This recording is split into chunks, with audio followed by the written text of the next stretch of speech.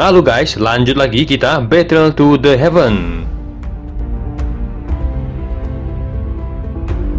Xiaoyan mengambil 2 langkah ke depan dan muncul di depan telapak tangan Hun Yu. Api kehitaman tiba-tiba melonjak dari tangan kanan Xiaoyan dan menghantam telapak tangan hitam hingga hancur. Semua orang tercengang ketika melihat douci telapak tangan hitam dengan mudahnya dihancurkan oleh tinju Xiaoyan yang diselubungi api hitam.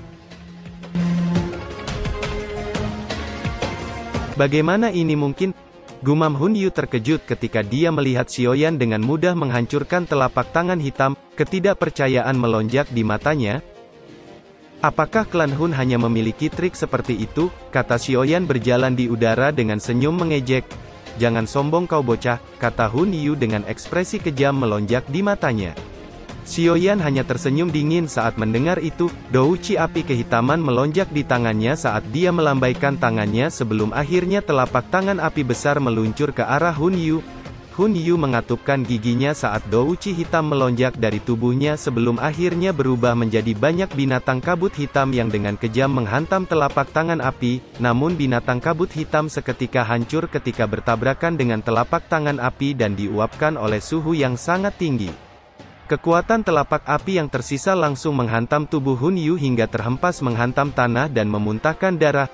Xiaoyan melirik medan pertempuran yang kacau dari jarak yang dekat dan tersenyum dingin saat tangannya melemparkan beberapa pukulan ke udara. Angin menakutkan menembus ruang kosong sebelum menghantam tubuh beberapa ahli klan Hun dan suku iblis Phoenix sampai mereka terhempas dan memuntahkan darah. Perubahan tak terduga ini menyebabkan ekspresi kelompok Jiu Feng seketika berubah dan segera mengalihkan pandangan mereka ke arah Hun Yu yang tersungkur di tanah. Hun Yu sudah dihabisi secepat ini. Gumam Jiu Feng tertegun, bahkan dia tidak dapat mengalahkan Hun Yu dalam waktu yang singkat. Apa kau juga akan menyerang? Kata Xiaoyan menatap Jiu Feng dengan acuh tak acuh menyebabkan ekspresi Jiu Feng berubah. Tapi dia tidak mengatakan apapun, bahkan Hun Yu dikalahkan dengan begitu menyedihkan. Bocah ini sudah menjadi sangat kuat, hanya Panatua Agung yang bisa menghabisinya, pikir Jiu Feng menekan niat membunuh di dalam hatinya. Xiaoyan melirik Hun Yu di kejauhan yang sedang berjuang untuk berdiri, niat membunuh melonjak di matanya. Pikiran itu baru saja melintas ketika pohon kuno yang berdiri diam tiba-tiba mengeluarkan suara gemerisik sebelum gelombang riak energi mulai muncul. Xiaoyan mengerutkan keningnya saat melihat itu. Pohon kuno Bodhisatwa tidak akan terus ada di dunia selamanya setelah menyemburkan benih Bodhisatwa. Ia akan sekali lagi tenggelam ke dalam tanah dan beristirahat dan akan keluar dari tanah setelah mengumpulkan energinya dengan waktu yang tidak diketahui. Perubahan yang tidak biasa ini juga menyebabkan semua orang panik sementara anggota klan Hun dengan cepat mengangkat Hun Yu sebelum berkumpul bersama dengan suku iblis Phoenix. Kakak Hun Yu, apa kamu baik-baik saja? Kata Jiu Feng. Hun Yu menghapus bekas darah dari sudut mulutnya. Dia perlahan menggelengkan kepalanya saat matanya dengan kejam menatap Xiaoyan. Sesaat kemudian ruang spasial ilusi berfluktuasi menjadi lebih kuat saat semua orang mundur dan retakan spasial tiba-tiba muncul dan pilar cahaya yang terang keluar darinya sebelum akhirnya ruang spasial ilusi hancur dan meledak memperlihatkan padang rumput tanah kuno yang luas tak berujung muncul di pandangan semua orang. Nalan Yenran dan lainnya yang telah ditinggalkan nampak terkejut saat mereka duduk di kejauhan. Suara gemerisik tiba-tiba muncul di dataran berumput ketika pohon Bodhisatwa kuno mengeluarkan cahaya hijau yang menyilaukan. Segera setelah itu, banyak sosok yang keluar dari cahaya hijau dan mendarat di tanah sekitarnya. Guru, seru Nalan Yenran dengan kegembiraan liar melonjak di wajahnya ketika melihat sosok Yun Yun di kejauhan. Kita akhirnya keluar, kata kelompok Guking menghirup udara segar padang rumput dan merasakan kegembiraan karena selamat dari bencana. Xiaoyan menghela napas lega. Ini adalah transformasinya yang terbesar selama 1 bulan ini. Dia telah mengalami 100 reinkarnasi. Meskipun pelatihan reinkarnasi tidak membuat kekuatannya benar-benar melonjak saat ini, namun tanpa disadari telah meninggalkan sesuatu yang dapat mempengaruhi jiwanya. Pohon kuno Bodhisatwa mulai bergetar setelah orang terakhir keluar. Cahaya melingkar dilepaskan dari bawah pohon kuno dan tanah sepertinya berubah menjadi cair saat pohon kuno perlahan memasuki bumi dan menghilang. Ekspresi banyak orang berubah saat melihat pohon kuno memasuki tanah. Hati mereka dipenuhi dengan ketidakpuasan. Sayang sekali, kita tidak menemukan hati bodhisatwa, gumam Guking menghela nafas dengan agak menyesal saat dia melihat pohon kuno perlahan tenggelam ke tanah. Xiaoyan diam-diam tersenyum saat mendengar itu, tangannya mengusap bagian dadanya di mana jantungnya berdebar. Itu adalah hati bodhisatwa yang legendaris berada. Jika Xiaoyan benar-benar dapat menyempurnakannya, dia akan bisa menerobos kelas Douseng. Xiaoyan baru saja akan berbicara ketika ekspresinya tiba-tiba berubah saat ruang di sekitarnya tiba-tiba menjadi sangat terdistorsi dan menutupi seluruh tempat. Ekspresi Xiaoyan gelap dan dingin saat dia menoleh dan melihat sosok ilusi burung phoenix besar di langit muncul di belakang Jiu Feng. "Apa kau sekarang akan menyerang?" kata Xiaoyan dengan kilatan dingin melintas di matanya. Hati Jiu Feng bergetar saat melihat tatapan Xiaoyan yang gelap menyapu. Dia segera berteriak dengan suara yang dalam, "Hun Yu, kenapa kamu tidak menyerang?" Senyuman dingin muncul di wajah Hun Yu saat dia mendengar teriakan Jiu Feng. Dia mengepalkan tangannya dan sebuah gulungan spasial muncul di telapak tangannya dan menghancurkannya. Fluktuasi energi spasial yang kuat menyebar setelah gulungan hancur dan mengalir ke tubuh Jiu Feng. Tangan Jiu Feng tiba-tiba terulur melintasi ruang kosong di depannya setelah menerima energi fluktuasi yang liar sebelum akhirnya membentuk lubang hitam membawa aura mengerikan menyapu seperti badai dari tempat itu. Semua orang nampak berubah ekspresinya saat mereka merasakan douqi mengerikan yang menyebar. "Seorang Banseng!" seru semua orang terkejut. Xiaoyan mengerutkan keningnya, orang-orang sialan ini belum menyerah, mereka telah memanggil ahli lain dari klan mereka.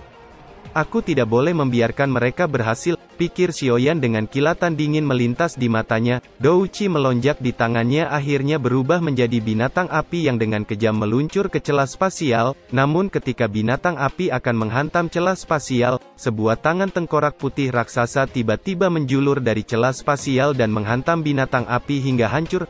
"Hun Yu, tidak disangka bahkan kamu tidak bisa menghabisi bocah dari klan Xiao," kata seorang lelaki tua perlahan keluar dari celah spasial dan muncul di depan mata semua orang yang tertegun.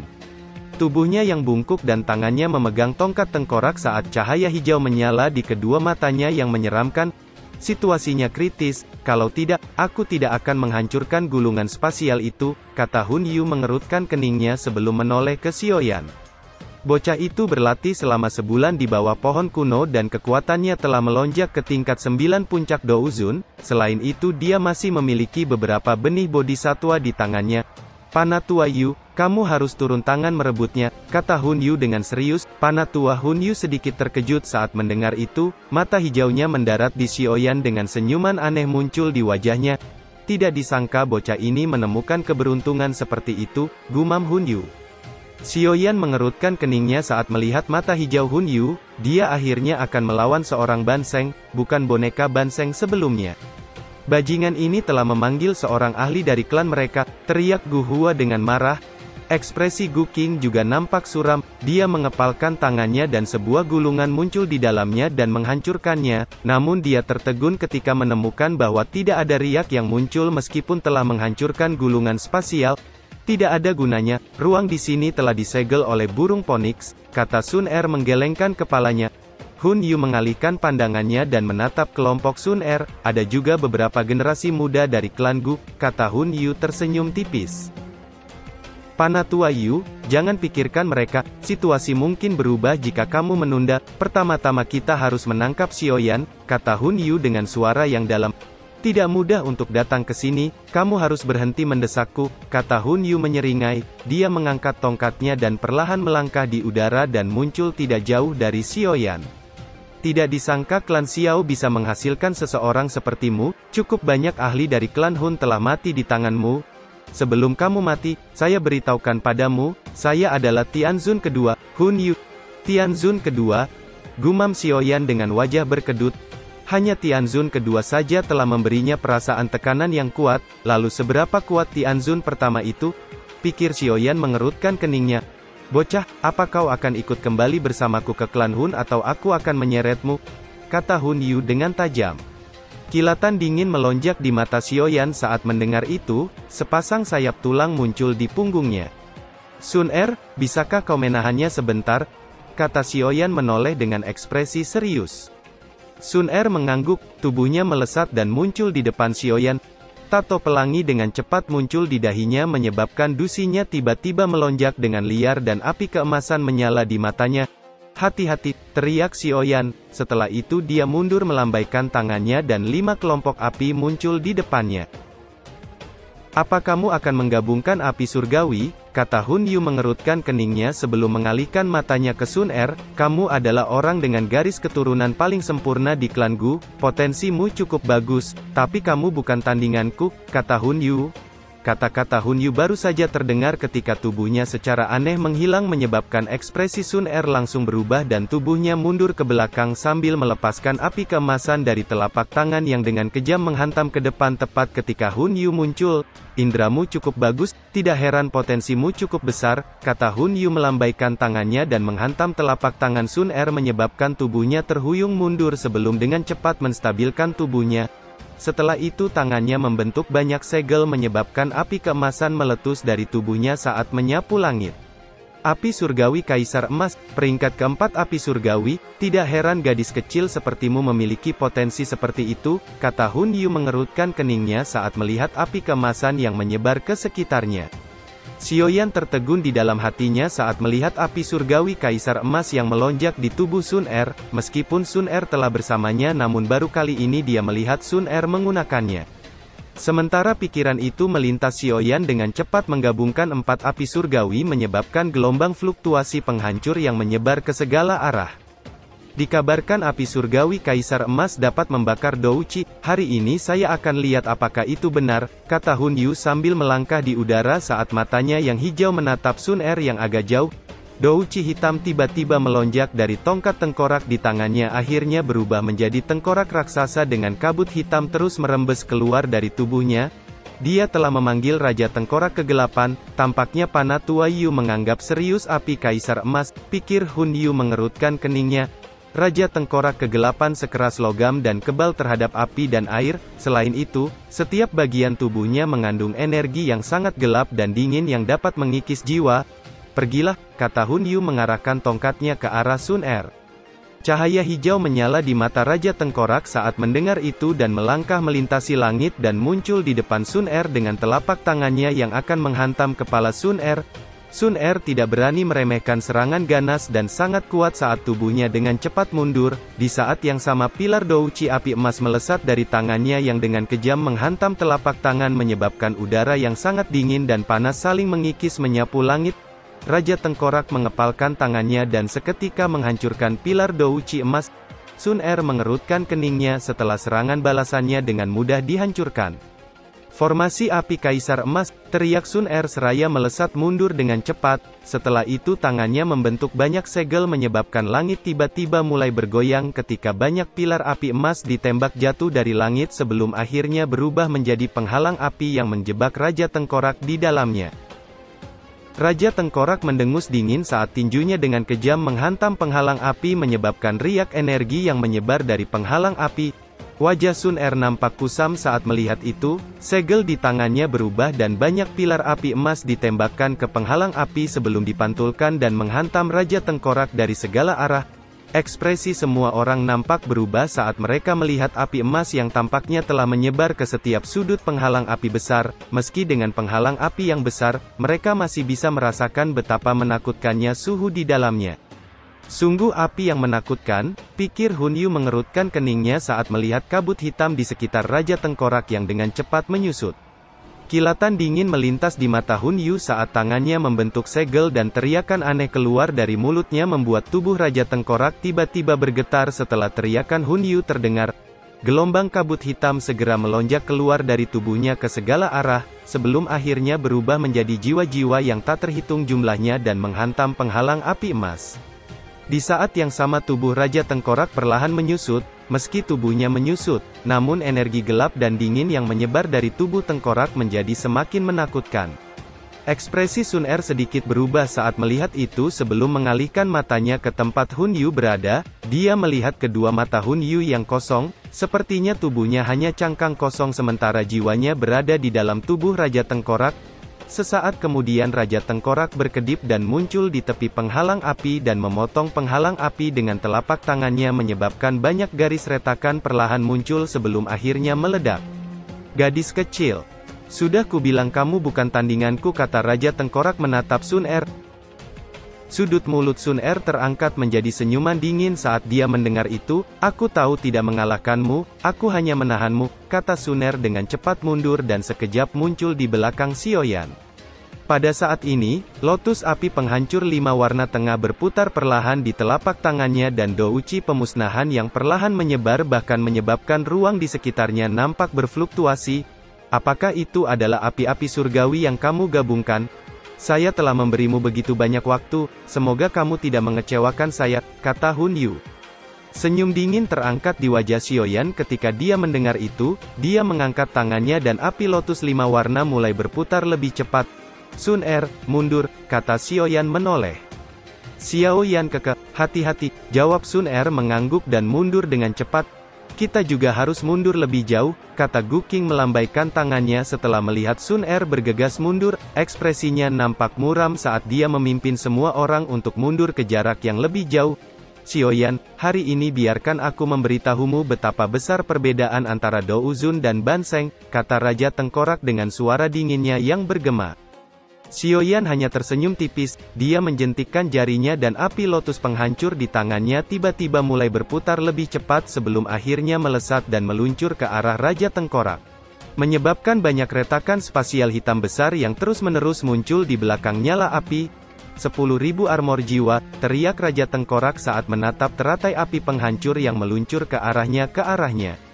Segera gelombang kabut hitam merembes keluar dari tubuhnya akhirnya berubah menjadi ribuan jiwa yang mulai menempel pada tubuh Raja Tengkorak sebelum akhirnya berubah menjadi baju armor 10.000 jiwa. Xiaoyan, Ban Sheng ini akan lihat apakah teratai api milikmu mampu menghancurkan 10.000 jiwa armor milikku, kata Raja Tengkorak mengangkat kepalanya dan melihat ke arah teratai api yang mendekat. Teratai api akhirnya dengan keras menghantam armor 10.000 jiwa menyebabkan ledakan yang mengguncang tanah dan langit bergetar. Badai api setinggi 10.000 kaki tiba-tiba menyebar menyebabkan sebagian besar ruang mulai runtuh menjadi banyak lubang hitam muncul saat badai yang menakutkan menyapu tanah dan menghancurkan tempat sekitarnya. Kepucatan muncul di wajah Jiu Feng, Hun Yu dan lainnya saat mereka menyaksikan badai pemusnahan yang menyapu langit. Tak satu pun dari mereka bisa membayangkan bahwa Xiaoyan mampu melepaskan serangan yang begitu menakutkan. Bahkan tubuh sosok ilusi raksasa burung Phoenix nampak terguncang sebelum akhirnya meledak di depan mata Jiu Feng yang terkejut sampai dia memuntahkan darah karena mengalami serangan balik yang mengerikan. Mata Xiaoyan menatap tajam ke tengah badai api yang akhirnya melemah dan matanya tiba-tiba terkejut ketika melihat Raja Tengkorak sekali lagi muncul di depan pandangan semua orang. Kegembiraan liar melonjak di mata para ahli klan Hun setelah melihat Raja Tengkorak masih berdiri di langit. Di sisi lain kelompok lain merasa hatinya tenggelam. Bahkan serangan sekuat itu tidak dapat menimbulkan kerusakan. Apakah Ban Sheng benar-benar sangat kuat? Ekspresi Xiaoyan nampak menegang, matanya tidak berkedip saat dia menatap Raja Tengkorak. Dia tidak percaya bahwa api lotus pemusnahan tidak dapat melukai Hun Yu. Sementara Xiaoyan tidak percaya di dalam hatinya tubuh Raja Tengkorak di langit tiba-tiba mengeluarkan suara retakan kecil dan sepotong tulang armor yang rusak tiba-tiba jatuh. Sesaat setelah potongan tulang armor pertama jatuh, tulang-tulang lain mulai jatuh berhamburan sebelum akhirnya meledak menjadi pecahan tulang yang tersebar. Tubuh Hun Yu yang tidak bergerak di kejauhan tiba-tiba memuntahkan darah dan matanya yang cekung kembali bersinar hijau dengan wajahnya agak pucat. Hun Yu mengusap bekas darah dari sudut mulutnya dan perlahan mengangkat kepalanya saat berbicara dengan dingin. Tidak heran kamu bisa membunuh orang-orang itu, kamu benar-benar memiliki kemampuan. Meskipun kau melukaiku dengan serius, aku masih akan mengambil nyawamu, teriak Hun Yu. Dia baru saja akan menyerang ketika King Kong emas muncul dengan tinjunya yang akan menghantam kepala Hun Yu. Serangan mendadak itu menyebabkan Gu Yu sedikit terkejut dan dengan cepat mengayunkan tangannya dan menghantam tinju emas menyebabkan tubuh King Kong emas terhuyung mundur beberapa langkah, sementara Hun Yu mundur selangkah sebelum dengan cepat menstabilkan tubuhnya. Matanya dengan dingin melihat King Kong emas di kejauhan, tidak pernah terpikir olehnya bahwa dia akan terluka parah oleh seseorang dari generasi muda. Tangan Hun Yu tiba-tiba meraih ke arah Xiaoyan dan sebuah tangan hitam raksasa tiba-tiba muncul di depan King Kong emas. Namun sebelum tangan raksasa bisa mencengkram King Kong emas, ruang di belakang Xiaoyan tiba-tiba berfluktuasi saat retakan spasial muncul dan sosok tua perlahan keluar dengan suaranya yang bergema di langit. Hun Yu, apakah kamu tidak malu dengan menyerang generasi yang lebih muda?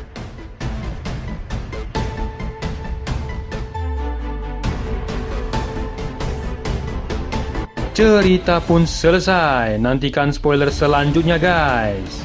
Buat yang belum subrek, dibantu subrek yo guys, biar jalan terus spoilernya.